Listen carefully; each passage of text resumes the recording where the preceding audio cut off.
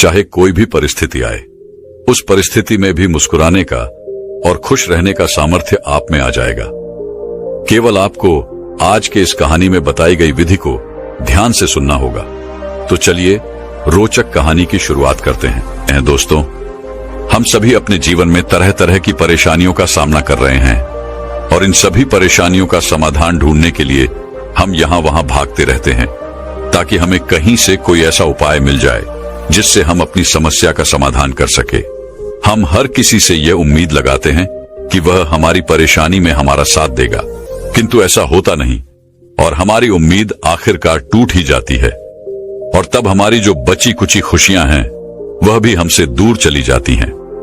हम उन खुशियों को पाने के लिए तरह तरह के उपाय अपनाते हैं, तरह तरह की तरकीबें लगाते हैं, परंतु वह खुशी है कि वापस आने का नाम ही नहीं लेती।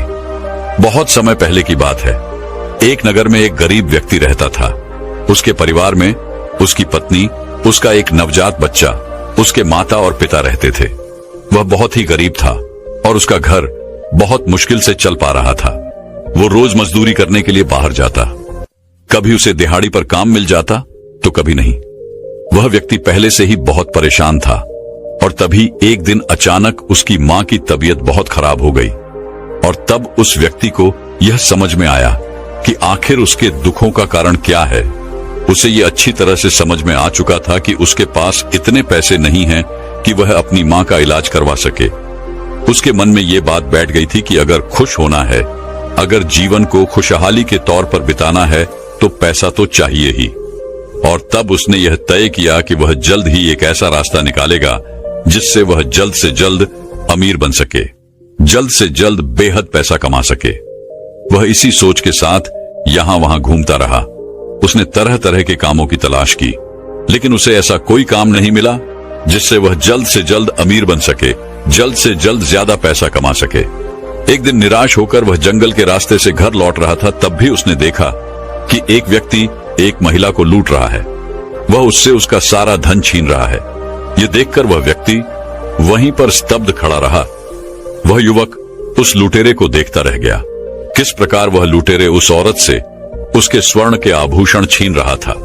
यह देखकर उस व्यक्ति के मन में ख्याल आया, यदि मैं भी यही कार्य करूं तो मेरे पास भी बहुत जल्द बहुत पैसा होगा और मैं भी बहुत जल्द अमीर बन जाऊंगा।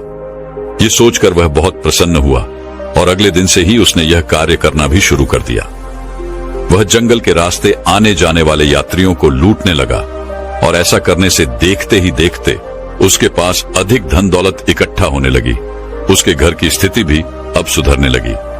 पहले वही वक्त 2 वक्त की रोटी के लिए दिन रात मेहनत किया करता था, लेकिन अब वह अपने जीवन में बड़े बड़े सपने देखने लगा है।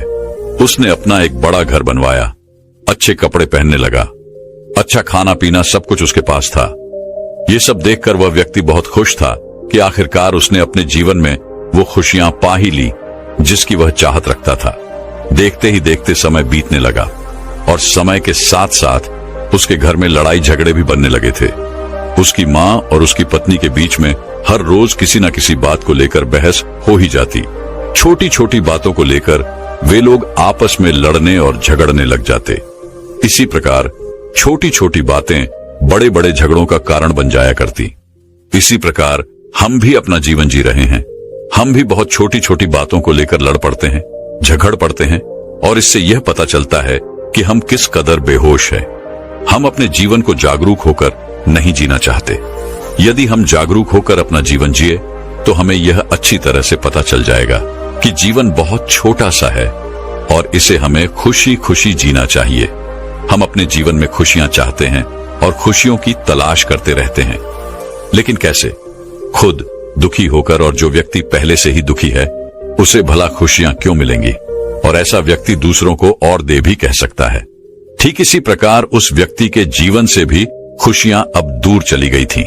वह सबको यह समझा समझाकर थक गया था कि इन छोटी छोटी बातों में आखिर क्या रखा है। इन बातों के लिए झगड़कर आखिर आप लोगों को क्या मिल जाएगा? पर कोई भी उसकी बात समझ नहीं रहा था। एक दिन सुबह सुबह उसकी माता और उसकी पत्नी में अचानक यूं ही लड़ाई हो गई। दोनों आपस में झगड़ा करने लगे और यह देखकर वह बहुत दुखी हो गया और क्रोधित होकर घर से निकल गया। वह एक बात सोचते हुए आगे जा रहा था कि तभी उसके मन में एक ख्याल आया। उसने खुद से यह सवाल किया कि मैंने यह सब क्यों किया, किसके लिए किया, जिनके लिए मैंने इतनी मेहनत की। आज वही लोग घर में लड़ रहे हैं, झगड़ रहे हैं। ये जो धन दौलत मैंने इकट्ठी की है, आखिर इनका क्या फायदा? जब इस धन दौलत से मुझे खुशियां नहीं मिल सकती तो आखिर इसके पीछे भागने का क्या मतलब? धन दौलत में खुशियां नहीं है। इससे ज्यादा खुशी तो तब थी जब मेरे पास कुछ नहीं था, मैं गरीब था। कम से कम मेरा परिवार हमेशा खुश तो रहता था। यह सोचकर उसने तय किया कि आज से वह कभी किसी को नहीं लूटेगा और आज से वह इस लूटपाट के कार्य को बंद कर देगा। और उसने ऐसा ही किया। अब वह कभी किसी को परेशान नहीं करता था, न ही कभी किसी को लूटता था। वह हमेशा घर पर बैठा रहता और धीरे धीरे देखते ही देखते धन की कमी होनी शुरू हो गई। यहां तक कि उसका घर का सारा सामान भी अब बिकने लगा था। किंतु अभी उस गरीब व्यक्ति के मन में यह विश्वास था कि सब कुछ पहले जैसा हो जाएगा। लेकिन देखते ही देखते उसके घर के हालात बद से बदतर होने लगे। परिवार का हर एक सदस्य अब एक दूसरे पर इल्जाम लगा रहा था, एक दूसरे को दोष दे रहा था। यह सब तेरी वजह से ही हो रहा है। यदि तूने ऐसा ना किया होता तो आज ऐसा ना होता। हर कोई एक दूसरे को ताने मार रहा था। हर कोई हर किसी को तरह तरह की बातें सुना रहा था। खुशियां तो मानो उसका घर अब पता तक भूल गई हों। और बहुत दिनों के बाद भी जब सब कुछ सही नहीं हुआ, तब वह व्यक्ति परेशान होकर घर से बाहर निकला ताकि वह 2 पल खुशी और सुकून के साथ बिता सके। और देखते ही देखते उसके मन में तरह तरह के विचार चलने लगे। वह यह सोचने लगा कि यदि मैं घर से दूर रहूंगा तो शायद मेरी खुशियां वापस लौट आएंगी और मुझे सुकून भी मिलेगा। यही सोचकर वह कुछ दिनों के लिए घर से दूर रहने लगा। कुछ दिन तो उसे बहुत अच्छा लगा, मन को बहुत शांति मिली। लेकिन उसके बाद अचानक वह फिर से दुख में चला गया। उसके मन में तरह तरह के विचार उत्पन्न होने लगे। एक दिन एक पेड़ के नीचे बैठकर वह ये सोच रहा था, मुझे लगता है कि घर पर अब सब कुछ ठीक हो चुका होगा। अब मुझे घर चले जाना चाहिए। वैसे भी मेरी माँ, मेरे पिताजी और मेरी पत्नी मेरी चिंता कर रहे होंगे। वह मुझे न जाने कहां कहां ढूंढ रहे होंगे। मुझे तो लगता है कि सबको अपनी गलती का एहसास हो चुका होगा, इसलिए मुझे वापस घर चले जाना चाहिए। ये सोचकर वह अपने घर की ओर चल देता है। और जैसे ही वह अपने घर के करीब पहुंचता है, तभी उसे एक बार फिर से लड़ाई झगड़ों की आवाज सुनाई देने लगती है। वे सभी आपस में लड़ते हुए एक दूसरे से कह रहे थे, उसके चले जाने का कारण तू ही है, तेरे ही कारण यह सब हुआ है। इसी प्रकार वे सभी एक दूसरे पर यही इल्जाम लगा रहे थे, एक दूसरे को दोष दे रहे थे। लेकिन किसी को भी उस व्यक्ति को ढूंढने की चिंता या फिक्र नहीं थी, बल्कि उन लोगों को इस बात की चिंता थी कि वह किसकी वजह से गया। यह सुनकर उस व्यक्ति का दिल मानो टूट सा गया।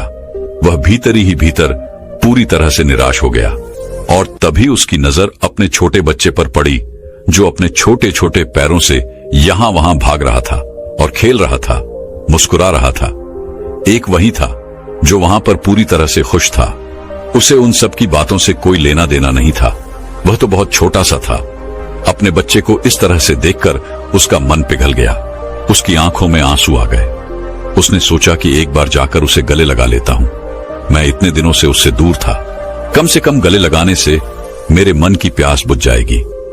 लेकिन जैसे तैसे उसने खुद को संभाला और रोता हुआ वहां से वापस लौट गया। और अब उसने यह निश्चय कर लिया था कि वह घर तभी लौटेगा जब उसे सच में खुशियां मिल जाएंगी।